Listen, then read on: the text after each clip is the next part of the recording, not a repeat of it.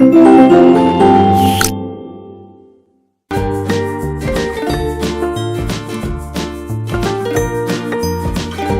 everyone, how are you all of you? Hope so you're all doing well. So let's get started our chapter number 12 in English grammar and our chapter name is main and auxiliary verb. चलिए समझते हैं auxiliary verb को हम हिंदी में helping verb भी बोलते हैं. तो चलिए समझते हैं इसको. वर्ब को हमने टू उसमें डिवाइड किया हुआ है कैटेगरीज में. पहला है मेन वर्ब या फिर प्रिंसिपल वर्ब बोलते हैं. दूसरा होता है ऑक्सिलरी वर्ब या फिर हेल्पिंग वर्ब. पहले मेन वर्ब को समझते हैं. It is the base form of the verb.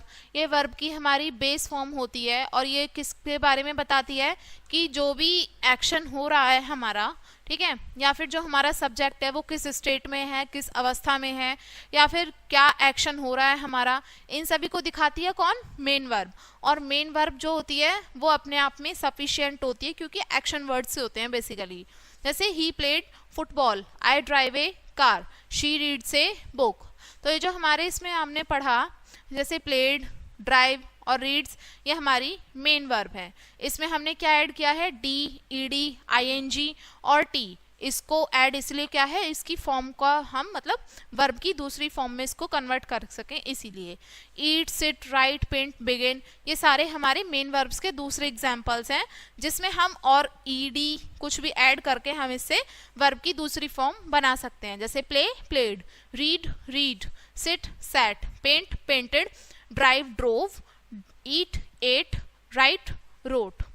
अब बात करते हैं ऑक्सिलरी वर्ब की. ऑक्सिलरी वर्ब समझते हैं. इन वर्ब को हेल्पिंग वर्ब भी कहते हैं, लिंकिंग वर्ब कहते हैं. लिंकिंग वर्ब हमारी कौन कौन सी होती हैं? इस फॉर्म में होती हैं जैसे am, are, is, was, were, being, been.